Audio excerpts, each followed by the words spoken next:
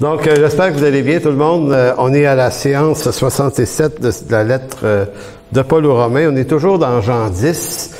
Et j'ai été beaucoup béni, moi, cette semaine, dans la préparation de cette prédication, parce que, vous savez, ça fait... J'ai été pasteur à partir de 88, donc ça fait combien de temps de ça? 34 ans? Ouais, 34 ans. Et la lettre aux Romains, c'est la 4e fois que je fais une étude suivie de la lettre aux Romains, donc c'est pas la première fois. Puis, mais à chaque fois que je le fais, j'ai toujours l'impression d'avoir jamais vraiment fait avant. Et puis, vous savez, on grandit dans la foi, on approfondit notre foi, on découvre des nouveaux auteurs. Et puis, je réalise à quel point cette lettre-là est d'une richesse absolument monumentale. Et le sujet qu'on va voir aujourd'hui, qu'on voit ça souvent ici à notre Église, c'est toute la question de la justice de Dieu. Et si pour plusieurs le sujet est une grande bénédiction, parce que le jour où on saisit ce que veut dire l'apôtre Paul quand il nous parle de la justice de Dieu, c'est ou bien une bien mauvaise nouvelle ou une super bonne nouvelle. Ça dépend où est-ce qu'on se trouve. C'est-à-dire que si on aime nos propres œuvres, on aime le produit de nos propres forces, puis qu'on pense que ça doit être évalué à une très, très grande valeur dans l'œuvre de Dieu, ben la justice de Dieu rentre en collision avec nous, littéralement. Maintenant, si on est un pécheur ayant besoin de la grâce de Dieu, la justice de Dieu par laquelle on est sauvé, et c'est ça la doctrine de la grâce, c'est que l'homme est justifié par Dieu sans les œuvres de la loi, eh bien c'est la meilleure des nouvelles.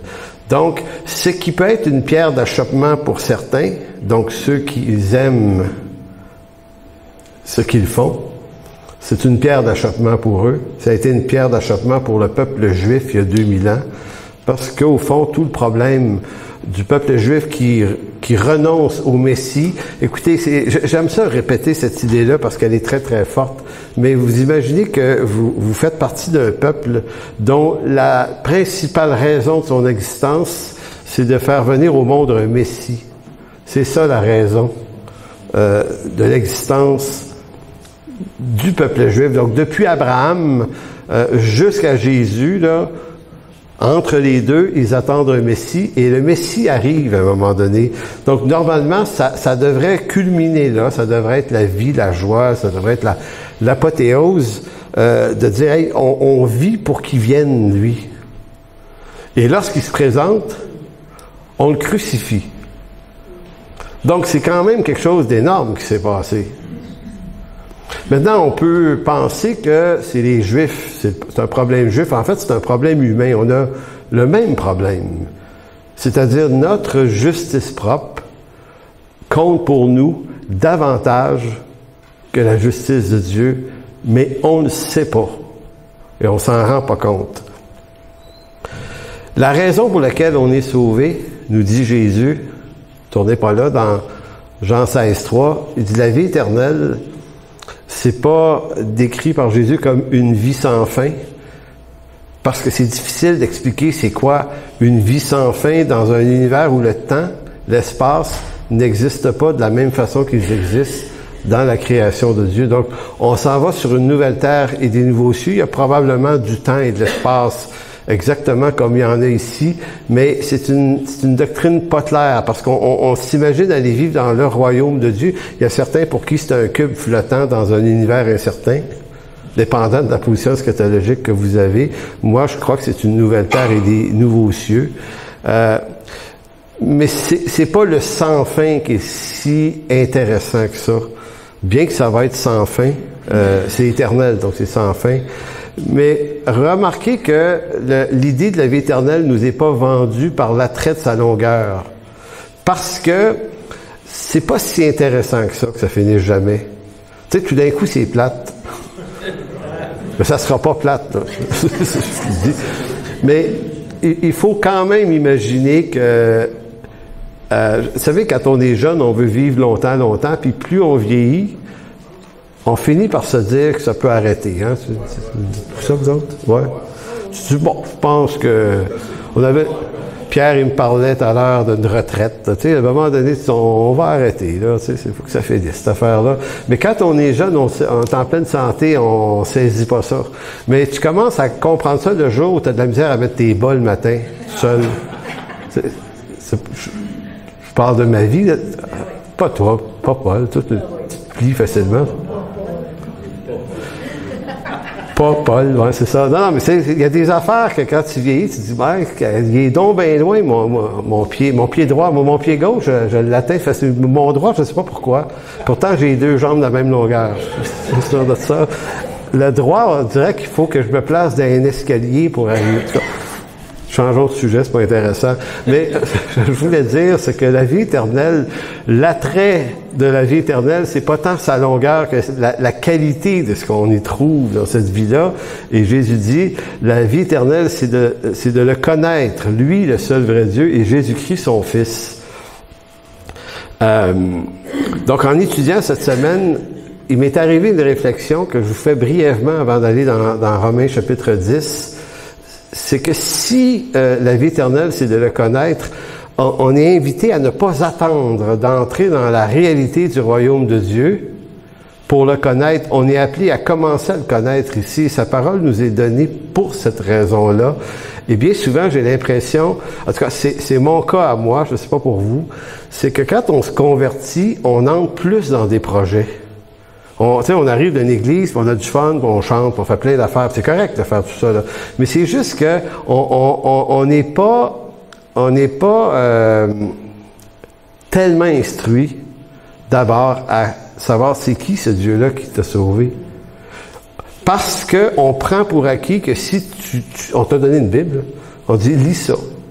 Commence par l'Évangile de Jean, puis ça fait la job.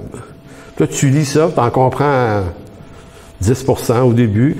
Puis là, tu commences avec une connaissance très, très approximative de Dieu. Maintenant, c'est tout à fait normal quand on est jeune à la foi que ça soit approximatif, mais ça devrait pas rester approximatif. Assez rapidement, ça devrait se préciser. C'est qui Dieu? Donc, en janvier, là, je donne un cours en ce moment sur la prière, mais en janvier, le jeudi soir, probablement que ça va être, on va s'intéresser à la doctrine de Dieu. On va s'intéresser à c'est qui Dieu. Par exemple, dire, on sait qui Dieu. Ça fait 40 ans qu'on marche avec lui. Ben oui, on sait plein de choses sur Dieu, mais il y a une quantité de précision qui changerait complètement notre perspective de relation avec lui si on savait exactement plus précisément qui il est. Donc Dieu dans ses attributs, ses qualités, son caractère éternel. C'est qui ce Dieu-là? Parce que si on n'est pas par les maîtres qui nous amènent à la foi, qui devraient normalement faire ce travail-là, je pense que dans les églises, c'est pas tout à fait comment dire ça? C'est pas pris au sérieux. Lis ta Bible, on te donne des cours, comment être un bon disciple, puis comment donner ta dîme, combien. Tu sais, il y a plein des affaires de même qu'on peut t'apprendre. Mais on devrait davantage, pendant les premiers mois puis les premières années de notre marche avec Dieu, on devrait entendre parler de la personne de Dieu, parce que c'est avec lui qu'on va marcher le restant de nos vies, puis c'est lui qu'on s'en va rencontrer après notre mort. Donc c'est quelque chose à vraiment pas négliger. Et ce qui m'a inspiré ça, c'est exactement cette question-là de la justice de Dieu. Donc dans Romains 10, 3 et 4, c'est les deux versets d'aujourd'hui dans la suite de notre série sur Romains. C'est un reproche que Paul fait aux Juifs ici. Il dit, ne connaissant pas la justice de Dieu et cherchant à établir leur propre justice, ils ne se sont pas soumis à la justice de Dieu, car Christ est la fin de la loi pour la justification de tous ceux qui croient. C'est terrible ce que Paul vient de dire ici. Christ est la fin de la loi pour la justification de tous ceux qui croient. Donc, c'est par le Seigneur Jésus-Christ, son sacrifice, qu'on est devenu ou déclaré juste devant Dieu, ceux qui croient. Maintenant, dit-il, puisque le peuple juif n'a pas connu cette justice de Dieu, mais il en a établi un autre. Pourtant, lorsqu'on s'intéresse au judaïsme, qu'on regarde le zèle, parce que le verset avant, il dit « Je reconnais qu'ils ont du zèle pour Dieu, mais sans intelligence. » Donc, c'est pas un problème de zèle puis d'implication qu'ils avaient. C'était pas un problème de fidélité. Les Juifs de cette période-là sont envers Dieu probablement beaucoup plus fidèles que nous, on peut l'être. Ils payaient la dîme sur le détail de chaque affaire qu'ils achetaient, là.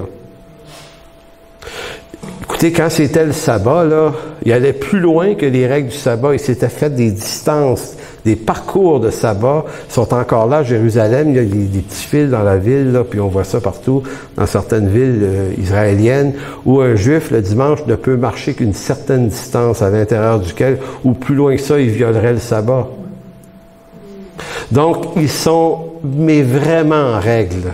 On leur arrive pas à la cheville sur le niveau de la justice morale, de la justice spirituelle, de la pratique. Tu sais, quand on dit faut mettre ces choses en pratique, ben eux autres, ils mettaient ces choses-là, mais vraiment en pratique. Et nous, on se dit, mais il me semble que ça se peut pas, que Dieu les sauve pas. Tu dis tout ça pour se faire dire qu'ils n'ont pas connu la justice de Dieu. Ils ont connu quoi d'abord? Il me semble qu'ils ont fait tous les efforts qu'il faut. Et John Montgomery Boyce, qui est le théologien sur lequel je m'appuie beaucoup dans cette série, nous parle de la justice de Dieu comme étant la doctrine de toutes les doctrines dans l'Écriture. Il dit, c'est la pierre d'achoppement. C'est là qu'on tombe ou c'est là qu'on vit. Donc, en affirmant cela, l'apôtre veut montrer que Dieu tient absolument à cette précision théologique selon laquelle Christ marque la fin de la loi. Mais le judaïsme a plutôt mis tout son zèle à se maintenir dans l'observation de la loi. Maintenant, tu sais, parce qu'il y a aussi une fausse doctrine qui dit que vu qu'on n'est plus sous la loi, on est sous la grâce, ça veut dire de vivre un peu n'importe comment. C'est absolument pas ce que Paul est en train de dire. C'est-à-dire que nous ne sommes plus sous la loi, sous le rapport de la justification. La loi ne sert pas à démontrer, à nous rendre justes devant Dieu, elle sert à nous rendre coupables et condamnables devant Dieu. Cependant, malgré cela, la loi est bonne, la loi est juste.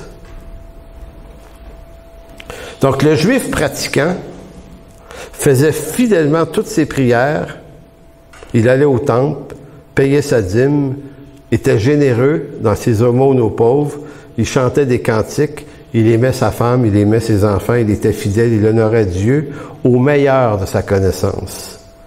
Le Juif du temps de Jésus n'est ni un athée, ni un idolâtre. Il est un croyant fidèle qui attend précieusement la promesse de la venue du Messie. Pouvez-vous avoir plus croyant que ça? C'est difficile de battre ça. Et pourtant, le Messie étant venu, ils l'ont pas reconnu. C'est vraiment un drame et ça montre à quel point l'aspect religieux de nos vies peut nous égarer tout autant que le péché et la perdition dans le péché aussi. Donc nous, on a l'impression que le péché, c'est juste les choses moralement mauvaises, alors qu'un péché beaucoup plus grave, qui mène aussi à la perdition, c'est celui de se construire une justice alternative à celle de Dieu. Mais il y a une chose que le Juif ignore, ou ignorait, c'était la justice. Il ignorait que toutes ces bonnes choses qu'il pratiquait ne pouvaient lui procurer la justice de Dieu. Il n'a pas compris que la loi de Dieu n'avait pas pour but de le rendre juste devant Dieu, mais d'affirmer sa condamnation. Même chose pour vous, même chose pour moi, parce que c'est pas essentiellement un problème juif, c'est un problème humain. On aime ce qu'on fait de bon, on est en adoration devant ce qu'on fait de bon, et on veut que les gens adorent ce qu'on fait de bon. Et si on décide de ne pas adorer ce qu'on fait de bon, on n'aime pas ça. On est des idolâtres. Le problème, c'est pas tant de l'être, c'est de ne pas s'en être rendu compte. Maintenant, les Juifs, ils sont pas des idolâtres au sens païen du terme, mais ils étaient dans l'idolâtrie de leur réussite spirituelle. Pour eux, là, le fait d'avoir le temple, le fait d'être fidèle à ces autres choses. Et pourtant, là, vous dites, mais c'est donc bien mêlant parce que c'était quand même ce que Dieu demandait, d'être fidèle à ces choses-là. Oui, il fallait être fidèle à ces choses-là, mais si ta fidélité à ces choses-là te rend comme imbu d'une justice où tu penses que c'est par ces choses que tu fais que tu es juste devant Dieu, tu viens de passer à côté. Parce que la seule chose qui peut te procurer la justice de Dieu, c'est le sacrifice de Jésus-Christ, c'est une grâce. Ça ne peut provenir d'aucune bonne œuvre, même les meilleures. Romains 3,19, que je lis souvent dans cette série-là, Romains 3, 19 et 20, Paul l'avait écrit en toutes lettres, quelques chapitres avant le chapitre 10, il dit « Or, nous savons que tout ce que dit la loi, elle le dit à ceux qui sont sous la loi, afin que toute bouche soit fermée et que tout le monde soit reconnu coupable devant Dieu. » Vous l'entendez? Le but de la loi, c'est que tout le monde soit reconnu coupable devant Dieu. Bon, maintenant, verset 20, « Car nul ne sera justifié devant lui par les œuvres de la loi, puisque c'est par la loi que vient la connaissance du péché. » Ces deux versets-là sont d'une clarté là, phénoménale. Mais on ne le croit pas. On croit quand même que l'ensemble de nos réussites, nos faits, nos missions, vous avez gagné beaucoup d'âmes à Christ, peut-être aussi. Tu sais, les bonnes choses, on pense que tout ça, ce qu'on a fait, là, c'est ça qui affirme notre réalité de justifié. Parce que c'est vrai qu'on reconnaît un arbre à ses fruits aussi.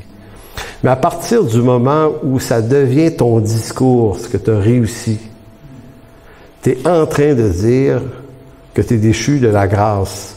Parce que pour être déchu de la grâce, il faut penser qu'on mérite quand même quelque chose. La précision des choses. Je vous lis un texte que j'ai traduit de M. Boyce, dans lequel il affirme « La foi en Dieu n'est pas une chose qui devrait être approximative. Elle ne relève pas de la bonne intention du cœur de l'homme. » C'est faux. La foi repose sur des fondements extrêmement précis. Bon, quand on est jeune dans la foi, c'est vrai que c'est approximatif, mais ça ne devrait pas le rester. Donc, voici le texte de Montgomery Boyce. Il dit, dans le monde naturel, nous savons tous qu'on ne peut pas envoyer un satellite en orbite. On ne peut pas brancher l'électricité dans une maison. On ne peut pas diagnostiquer une maladie et l'opérer sur une table de chirurgie, ou bien préparer un bilan financier, ni faire des centaines de choses semblables sans être extrêmement précis. Donc, qui a déjà eu des opérations importantes ici en chirurgie? Bon. Qui d'entre vous, je sais pas, moi, le médecin enverrait son beau-frère un matin, tu sais, le matin de ton opération, il n'est pas, c'est le beau-frère qui se présente. C'est moi qui va t'opérer, mon grand. OK? T'es qui? Moi, je suis ton beau-frère. T'es-tu médecin? Non, mais je suis son beau-frère, par exemple. On jase souvent de médecine, moi, puis lui. Il m'a montré une couple de fois ses scalpels. Je devrais être pas pire. Hein? J'ai déjà taillé du poulet, fait que, tu sais, je veux dire... je sais pas si vous voyez l'idée. Dans le monde naturel, on est assez intelligent pour savoir que tu peux pas te fier au bon cœur. Il y a peut-être... Le beau-frère, il est peut-être plus fin que le vrai médecin, lui. Il est peut-être plus gentil que lui, puis plus généreux, mais tu veux pas un gars plus généreux, plus fin, plus gentil, plus rempli de bonnes émotions. Tu veux le chirurgien. C'est lui que tu veux. Même s'il est pas fin, là, c'est pas grave. Tu t'envoies lui pareil. De toute façon, il va m'endormir, je le verrai pas. Même chose, tu sais, pour n'importe quoi. Tu sais, je sais pas si vous avez suivi un peu la mise en orbite du satellite James Webb dernièrement. Il y avait des bons reportages là-dessus. Hey, le nombre d'années qu'ils ont pris, ils n'ont pas commencé à bâtir ça 3 mois avant. Là. Écoute, c'est 15-20 ans avant. Là, les ingénieurs de partout sur la planète qui sont unis ensemble, puis ils font des tests sur ces machines-là. Ça a commencé en Europe. Puis le nombre de précision que ça exigeait, ce satellite-là. Puis il disait qu'il y avait 73, juste le matin, là, il y avait 73 étapes de précision avec des centaines de détails dedans, tu sais, pour faire les checks avant de l'envoyer.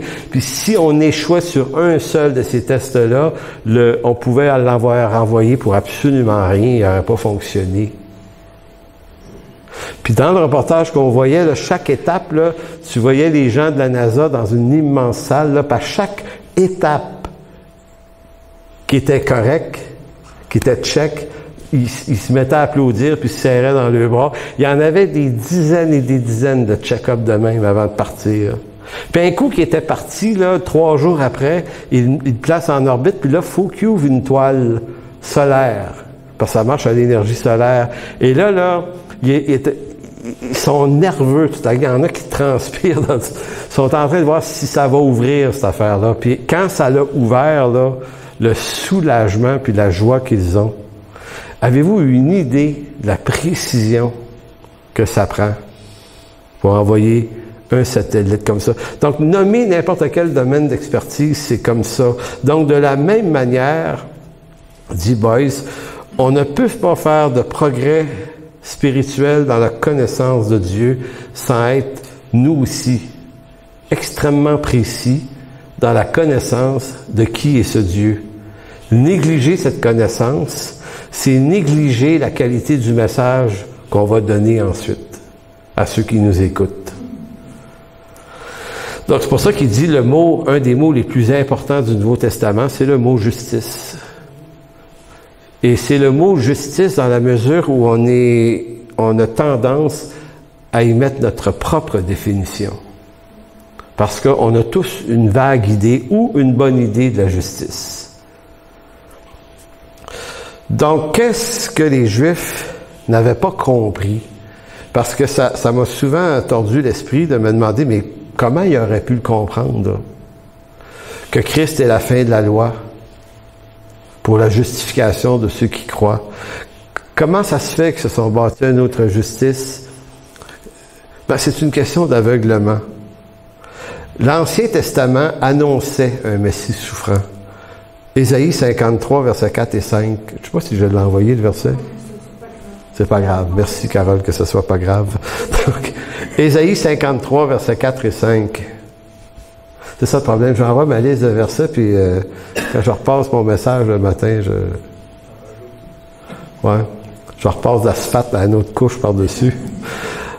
Ésaïe 53, 4 et 5, il dit « Cependant, ce sont nos souffrances qu'il a portées. » C'est une prophétie d'Ésaïe sur le Messie. « C'est de nos douleurs qu'il s'est chargé et nous l'avons considéré comme puni, frappé de Dieu et humilié, mais il était blessé pour nos péchés, brisé pour nos iniquités. Le châtiment qui nous donne la paix est tombé sur lui. Et c'est par ses meurtrissures que nous sommes guéris. » C'est un des nombreux textes de l'Ancien Testament qui, normalement, aurait dû les amener à savoir que le Messie devait mourir pour leurs péchés. Ça, c'est ce que ça voulait dire. C'est que si tu as la loi qui t'est donnée, mais qu'en plus le Messie est souffrant, vient mourir pour tes péchés, ça envoyait clair l'idée que l'accomplissement de la loi ferait pas ce travail-là. Mais eux, ils se sont pas souciés de cette justice-là. Ils se sont souciés de leur zèle pour Dieu. Ils ont établi leur propre justice. Fait que quand Christ est arrivé, il est dérangeant. Donc, n'ayant pas compris ce fait précis, ils se sont perdus dans une illusion. Comme nous, on va se perdre dans beaucoup d'illusions. C'est l'illusion que notre fidélité, construite à partir des exigences de la loi de Dieu, nous sauverait. Parce que, comprenez, c'est là le point qui fait peur. C'est que ils se sont bâtis une justice séparée de Dieu, mais avec la loi de Dieu. C'est comme si ils se sont égarés avec des morceaux de choses de Dieu. Et non pas des choses étrangères à Dieu. Ils ont utilisé la loi de Dieu pour se construire une justice. Ils ont utilisé la circoncision, le sabbat, la prière, les offrandes, l'adoration, le temple, les sacrifices, comme moyen de se créer une justice qui serait suffisante pour obtenir la justice de Dieu, donc savoir déclarer juste devant Dieu. Je sais que c'était bizarre. C'est bizarre de dire qu'ils ont utilisé ce que Dieu a donné, mais ils l'ont utilisé pour se faire une justice devant ce Dieu-là, avec ces affaires-là.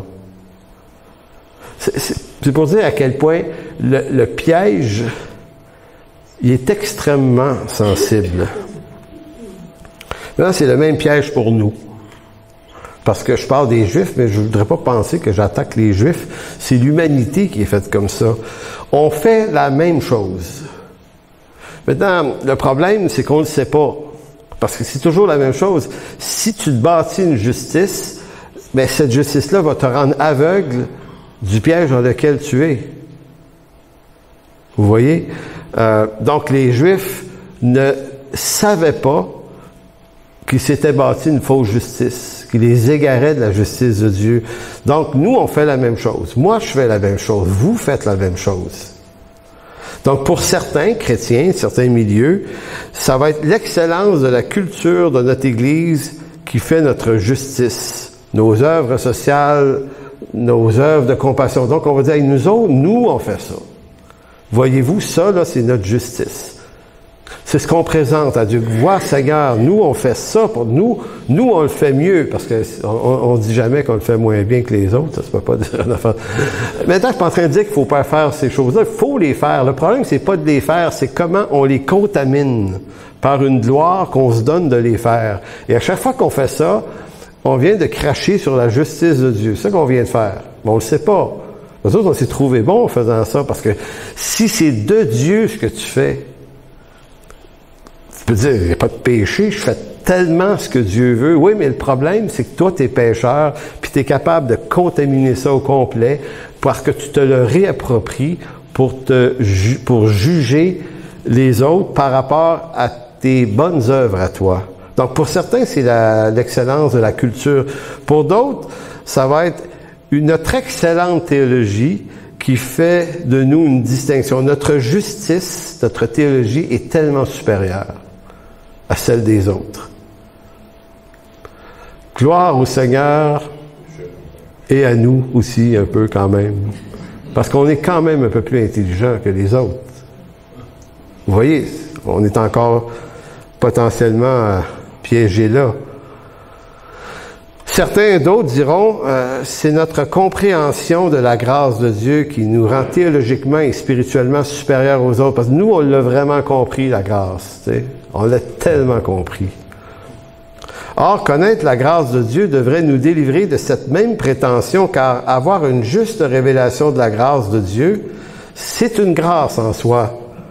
Donc, c'est une grâce qui devrait nous libérer de toute recherche de la gloire éphémère, de la posséder.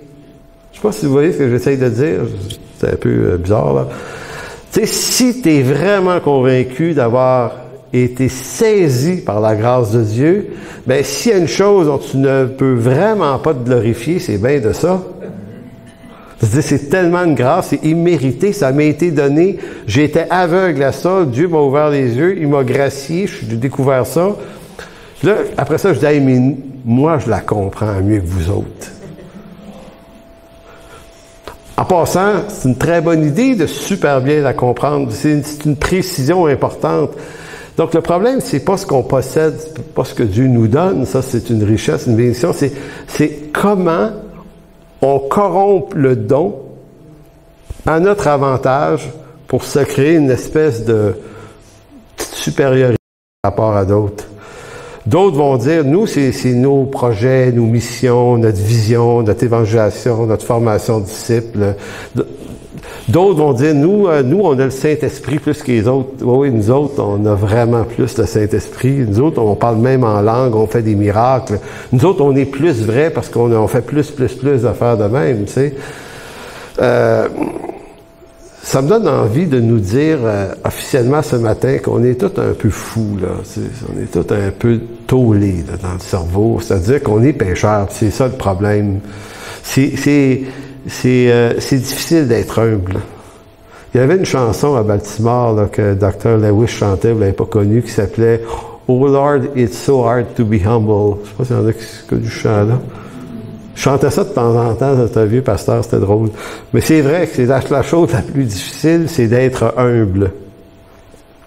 Donc le problème n'est pas dans ces pratiques, mais dans le fait que ces choses deviennent l'affirmation de notre justice devant Dieu, au lieu de rester centré sur l'idée que notre justice et cette grâce qui nous est accordée est un don en soi, pour lequel on ne peut se glorifier, mais d'aucune façon. Donc, qu'est-ce que la justice de Dieu? Je vais en parler plus la semaine prochaine, mais disons au moins, comment on distingue justice de l'homme et justice de Dieu? Bien, pour différencier la justice de Dieu de la justice de l'homme, disons ça comme ceci, pour l'homme, l'homme apprend à être juste par éducation et par bonne intention. Donc, nous, pour avoir une conduite juste, il faut l'apprendre. L'homme ne possède pas en lui-même la justice parce qu'il est, par nature, pécheur. Ça, c'est la justice de l'homme. Il la construit. Il n'a pas le choix, c'est comme ça. La justice de Dieu, elle, est une justice qui ne connaît aucune forme d'apprentissage. C'est la grosse différence. Dieu n'a pas appris par instruction comment être juste. Lui, il est le juste. Donc, c'est de la même façon que nous, on apprend à aimer. Dieu n'apprend pas à aimer, Dieu est amour. Dieu est bonté. Dieu est miséricorde. Il ne possède pas les choses ou ses attributs par apprentissage, mais par état éternel de sa nature. Donc, la différence entre ce qu'on est dans les mêmes attributs et ce que lui est, c'est ce que Michel disait au début, c'est la différence entre notre lumière à nous et sa lumière à lui. Donc, sur le monde de la transfiguration, c'est un peu ce qui s'est passé. Les apôtres sont montés avec Jésus et tout à coup, il y a comme un coin du ciel qui s'est déchiré ou qui s'est ouvert. J'imagine tout le temps comme un zipper qui s'est ouvert. Puis, ils ont été témoins d'une lumière resplendissante. Ils ont dû capoter. Jésus, lui, avait l'air à habiter ça comme si c'était... Ben, en fait, pas comme si, c'est comme si c'est chez eux. C'est lui, cette lumière-là. Mais eux autres disent « Oh! » C'est juste comme un coin du ciel qui s'ouvre tout à coup, puis la lumière est tellement resplendissante. Puis, tu sais, les gars deviennent nerveux. Qu'est-ce qu'on fait? Veux-tu qu'on installe des tentes? On pourrait peut-être faire du camping ici. T'as de pogner un spot très, très intéressant. Mais voyez-vous, c'est la lumière de Dieu et nos faibles lumières à nous. Toute justice de l'homme, aussi juste et authentique qu'elle puisse lui paraître, reste une fausse justice. Tout comme toute lumière que nous croyons apporter sur une situation n'est encore qu'une très faible lumière. Et comment on sait? Ben, c'est par comparaison. Vous savez, quand on joue au Monopoly, vous avez déjà joué au Monopoly? Ouais, avez-vous déjà joué avec des enfants au Monopoly? Tu sais, les enfants, là, il y a de l'argent. Et pendant le moment du match, là, c'est de l'argent pour eux autres, cette affaire-là. Là. Tu sais, toi, tu dis, non, c'est parce que c'est juste de l'argent Monopoly. Non, je peux acheter des hôtels. Je peux acheter des affaires avec ça. Et là, les enfants deviennent extrêmement excités parce que tout à coup, ils rentrent dans le rôle ils peuvent être riches. Puis là, il y a de l'ambition. Hein, Michael? Il était un petit peu intense à ce jeu-là. Il faut dire que sa mère est tout autant que lui. Moi, j'étais le robineux dans ce jeu-là avec eux autres. Moi, je suis jamais pas très bon dans les jeux. Mais voyez-vous, si un enfant prenait cet argent-là, tu sais, puis Il dit, hey, c'est tellement riche. Il va piquer l'argent dans le jeu, puis s'en va à la banque avec ça. On va voir le gérant de banque. Hey, moi, là, regarde, c'est tout cet argent-là, je veux déposer ça. Je suis riche. Tu sais, le gérant va trouver ça amusant, là. Il va dire au kid, ben, regarde, ce que je vais faire, je vais te montrer c'est quoi de la vraie argent, là. Tu sais, et devant de la vraie argent, ben, ton argent Monopoly, ben, elle vaut rien. Bon, s'il est fin, il va lui donner un chip pareil, là, parce que faut que ça soit fin, un gérant de banque, là. Mais vous voyez, c'est les choses qu'on possède, les choses qu'on fait nous apparaissent riches et bonnes jusqu'à temps que tu les exposes à la version pure de la chose. Montgomery Boyce, il raconte que quand il était au collège biblique, quand il était jeune, il est mort en l'an 2000, ce gars-là, donc je sais pas, c'est peut-être des années 30, qui devait être dans un gros collège, c'est un docteur en théologie presbytérien. Il raconte qu'il dit, j'avais un confrère dans ma chambre, on était deux dans la même chambre, puis il dit mon coloc, il dit c'était un violoniste de haut niveau, il dit c'était vraiment un musicien hors du commun. Puis il dit, tu sais, il dit moi je le niaisais, il dit quand il faisait des pratiques de violon, mais il dit moi je le niaisais, je faisais des sons de violon avec ma bouche là. Puis il dit, aussitôt qu'il m'entendait, il sortait son vrai violon. Puis il dit, le son de ma voix comparé à un violoniste virtuose, il dit, c'est ça. C'est entre le faux, l'imitation. Il dit, moi, je trouvais que je sonnais pas pire, tu sais. Il dit, il me semble que mon imitation était bonne. C'est pour ça qu'il faisait ça. Mais il dit, quand j'entendais ce gars-là jouer du violon, je disais, hey, je suis vraiment poche. Vraiment, mais c'est ça, la comparaison entre le faux et le vrai. Maintenant, tournez dans Acte 26, verset 13. Vous allez voir quelque chose que Paul raconte. Quand Paul se retrouve sur la route de Damas et rencontre le Christ dans Acte 9, là, elle n'est pas dans Acte 9, mais elle est dans Acte 26.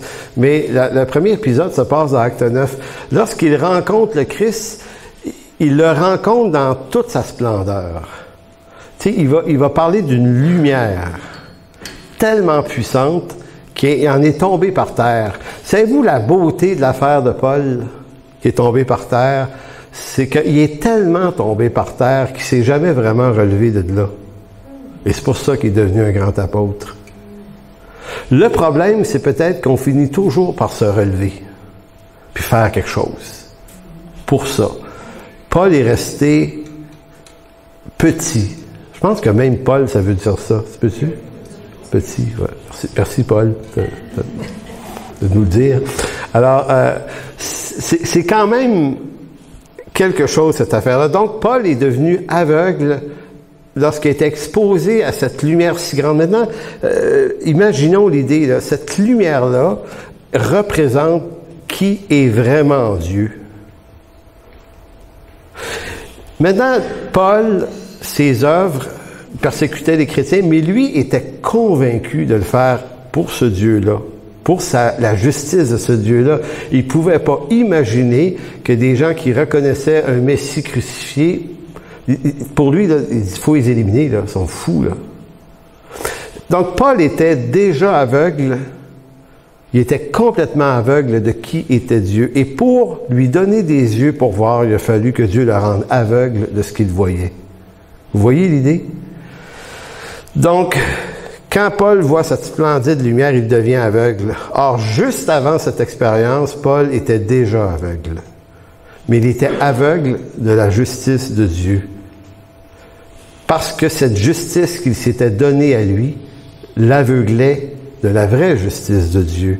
Donc, verset 13 de Acte 26, il dit « Vers le milieu du jour », ici, là, c'est quand il est dans la prison à Césarée, puis il parle au roi Agrippa, là, il dit « Vers le milieu du jour, ô roi, je vis en chemin resplendir autour de moi et de mes compagnons une lumière venant du ciel et dont l'éclat surpassait celui du soleil. » Tu sais, comme Michel disait tout à l'heure, qu'est-ce qui peut bien être assez fort pour surpasser ça? Il dit, nous tombâmes tous par terre et j'entendis une voix qui me disait en langue hébraïque, Saul, Saul, pourquoi me persécutes-tu? Il te serait dur de régimber contre les aiguillons. Et je répondis, mais qui es-tu, Seigneur? Et le Seigneur dit, je suis Jésus que tu persécutes. Imaginez le choc. Tu sais, de Paul qui dit, ben non, je fais ça parce que je t'aime, tu connais mon cœur, je suis droit devant toi. Puis Paul, dans le judaïsme, là, était une coche au-dessus de tous les autres. Vous ne pouvez pas avoir plus fidèle disciple que l'apôtre Paul. Mais il s'est écrasé devant cette lumière-là, et c'est exactement la même chose que de l'argent Monopoly. La lumière que Paul se donnait, lui, de ses bonnes œuvres pour Dieu, avec des affaires de Dieu, des intentions de Dieu, quand ça, là, ça a été mis sous la lumière puissante, directe de Dieu, il s'est écrasé par terre, il a vu le faux. Et le faux, c'était lui. Donc la justice de la lumière de Dieu exposée au regard de la justice de Paul le rendit aveugle, ou en quelque sorte, lui redonna la vue, mais la vraie vue. Et c'est toujours intéressant de savoir que Dieu a fait amener, presque, on a dû l'amener par la main. Tu sais, Paul, le grand Paul, il a fallu l'amener par la main, et jusqu'à Antioche, jusqu'à Damas, pardon. Et là, Dieu a averti un simple disciple, un inconnu du nom d'Ananias. Tu sais, c'est comme, gars, Paul, je te ferai pas rencontrer les anciens, puis tu sais, Paul, on va garder ça bas, petit. Reste là, Paul. Reste là, Paul. C'est là que ça se passe. C'est pour ça que toute personne qui essaye, c'est toujours ça, là, le conflit, d'essayer de devenir grand, avoir du pouvoir, se faire entendre. Je mérite ci, je mérite ça. C'est tout le temps faux. L'humilité précède la gloire. Donc, c'est Ananias qui a prié pour Paul. C'est quand même quelque chose. Un simple disciple. Je me demande si on entend parler de ce gars-là par après dans la Bible. On n'entend pas parler, me semble, de lui. Il a fait juste une affaire, il a prié pour Paul. C'est quand même quelque chose. C'est un honneur. Donc, on va aller vers la finalité, tourner dans Philippiens chapitre 3. Acte 26, acte 9, l'expérience de Paul sur le chemin de Damas explique probablement en partie la déclaration que Paul fait aux chrétiens de Philippe. Paul, après sa conversion, a été persécuté par des judaïsants qui, eux, mettaient leur gloire dans leurs œuvres, leur réussite, leur accomplissement. C'est ça un judaïsant, c'est ce qu'on est quand on voit pas clair. Donc, on met notre gloire dans nos accomplissements. Maintenant, Paul va dire, verset 4, chapitre 3, « Moi aussi, cependant, comme eux, là, j'aurais sujet de mettre ma confiance en la chair. » C'est comme s'il disait, parce que je l'ai déjà fait, là, je sais ce que c'est, là. Si quelqu'un croit pouvoir se confier en la chair, je le puis bien davantage. Et là, regardez son CV à lui, par rapport à ceux qui le jugent. Il dit, moi, circoncis le 8e jour, de la race d'Israël, de la tribu de Benjamin, hébreu né d'hébreu, quant à la loi pharisien, quant aux zèles persécuteurs de l'Église, irréprochables à l'égard de la justice de la loi. En d'autres mots, c'est comme si Paul disait, OK, il y en a-t-il qui veut compétitionner avec moi sur la base des bonnes œuvres, là? Essayez-vous, les gars. Ça, c'est comme le joueur nouveau défenseur du Canadien, Harbert, qui a dit dernièrement, sinon, il veut se pogner contre moi dans la Ligue nationale, je suis prêt. T'as juste ceux qui connaissent le hockey qui savent de quoi je parle. Hein? Drôle d'image. Revenons à l'écriture, c'est plus intéressant. Mais vous voyez ce que Paul est en train de dire ici. C'est comme si Paul disait, OK, vous voulez jouer au fou? On va jouer au fou avec vous autres. Je vais jouer au fou, mais vous raconter, moi, mes bonnes œuvres. Puis ailleurs, il va également dire, il dit, moi, là, j'étais une coche au-dessus. Parmi les pharisiens, j'étais le pharisien. Je faisais trembler ce monde-là. Tellement que j'étais en ordre avec Dieu, puis j'étais, tu sais, le gars, là, d'une éloquence, d'une connaissance supérieure à la moyenne. Tu sais, le genre de gars qui, quand il rentre dans une salle, on s'assit, là, puis on fait attention à ce qu'on dit, là, parce que, tu sais, il y a du monde de même, tu dis, j'aimerais ça pas dire des niaiseries devant lui ou elle, tu sais, parce que, tu sais, il y en a d'autres, ça te dérange pas qu'entendre des niaiseries, mais il y en a que ça te dérange. Mais Paul, ça a l'air d'un gars de ce niveau-là. mais regardez qu'est-ce qu'il en fait de ces choses. Qu'est-ce qu'il en fait de ces choses qui étaient pour lui un avantage? Il dit, mais ces choses, verset 7, qui étaient pour moi des gains. Et le mot gain, dans le texte original grec, c'est le mot kerdos. Kerdos, ça veut dire aussi un avantage. Ces choses qui me donnaient un avantage. Un avantage, c'est toujours sur les autres. Hein? J'étais avantagé par rapport au reste de toute cette gang-là, mais ces avantages-là, je les ai regardés comme une perte à cause de Christ. À partir de quel moment il a regardé ces choses-là comme une perte à cause de Christ? Moi, je gagerais un petit peu que c'est quand la lumière de Christ lui est apparue. Tout ça, là, toutes ces réussites à lui qui faisaient sa gloire, là, ça a comme fondu à la puissante lumière de Jésus-Christ qui lui apparaît. C'est comme si Paul, de riche qu'il était, de riche qu'il croyait être, a vu toute sa misère et sa pauvreté, sa folie, sa bêtise, son péché. Maintenant, quand quelqu'un voulait compétitionner avec lui sur la base des réussites, Paul, probablement qu'il avait de la compassion pour ces gens-là en disant « Tu réalises pas à quel point tu es perdu, mon pauvre. Si tu veux présenter des choses de même, quand je vais te présenter mon CV, moi aussi, là, on peut jouer à ça. Mais il dit c'est une perte. Si tu as vraiment vu Christ, c'est une perte. Il dit même, je regarde toute chose comme une perte à cause de l'excellence de la connaissance de Jésus-Christ, mon Seigneur, pour lequel j'ai renoncé à tout. Et je les regarde comme de la boue. Scabulon. Scabulon, vous savez ce que c'est? Vous vérifierez. Le mot boue est poli. C'est de la merde. Afin de gagner Christ. Donc, ce que Paul a vu, cette lumière, est devenue la valeur la plus extraordinaire de sa vie. Mais devant cette valeur-là, mes œuvres de Monopoly, ça vaut absolument rien. Et je vais être trouvé en lui, non avec ma justice, celle qui vient de la loi, mais avec celle qui s'obtient par la foi en Jésus-Christ, la justice qui vient de Dieu par la foi, donc gratuitement, afin de connaître Christ et la puissance de sa résurrection et la communion de ses souffrances en devenant conforme à lui dans sa mort, pour parvenir, si je puis, à la résurrection des morts. Donc, je ne sais pas si vous entendez le raisonnement profond du texte en voulant dire, après avoir vu Christ aussi clairement, il n'y a plus grand-chose de ce que je fais. Puis, il n'est pas en train de dire que ce qu'il fait est inutile. Hein? Paul a gagné des milliers d'âmes. Hein? Il a fondé des églises partout dans l'Empire. C'est un travailleur avec un zèle phénoménal. Mais Paul se glorifiait pas de ça. Il était probablement béni de tout ça. Il était heureux, béni dans cet appel de répondre à l'appel de Dieu, de fonder des églises, d'aller vers les païens.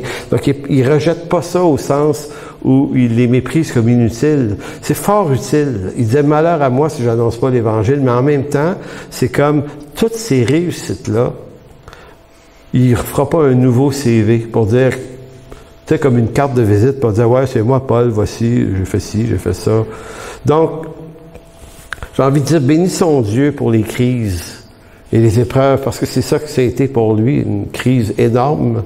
Tu sais, parce qu'une crise de même, ça te fait rencontrer un mur solidement, et dans le mur, tu es obligé de faire un reset de ta vie tout à coup.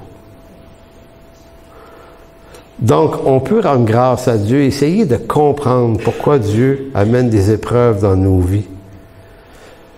Parce que généralement, c'est pour mettre en mille miettes notre justice.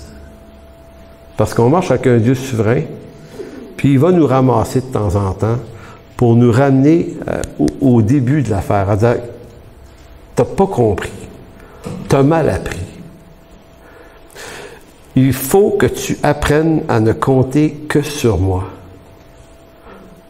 Quand une crise spirituelle nous force, nous amène à tout perdre, à être obligés de tout recommencer, que toutes nos œuvres et nos réussites du passé sont oubliées, effacées par la force de la violence du choc, ben dans ce temps-là, on a deux choix.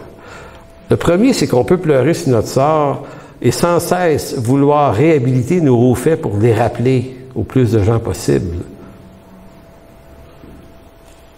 Ou faire comme Isaac, quand il s'est fait voler ses puits, il est allé se creuser des puits ailleurs. Il est allé creuser des nouveaux puits pour ses troupeaux. Et il a arrêté de penser aux puits qui s'étaient fait voler. C'est pas important. Donc, les chocs dans lesquels Dieu nous amène sont une bénédiction. Même si c'est douloureux, c'est une grande bénédiction. En conclusion, tournez dans Jean 3, verset 19. Autre verset que je ne t'ai pas envoyé probablement. Jean 3, 19 à 21. La vie chrétienne, c'est préférer la lumière de Dieu. Non. Préférer la lumière de Dieu dans nos ténèbres, voilà quel est le chemin vers la maturité. Mais préférer notre lumière, voilà le chemin vers l'immaturité. Jean 3, 19 disait, « Et ce jugement, c'est que la lumière étant venue dans le monde, les hommes ont préféré les ténèbres à la lumière parce que leurs œuvres étaient mauvaises. Car quiconque fait le mal est la lumière et ne vient point à la lumière de peur que ses œuvres ne soient dévoilées.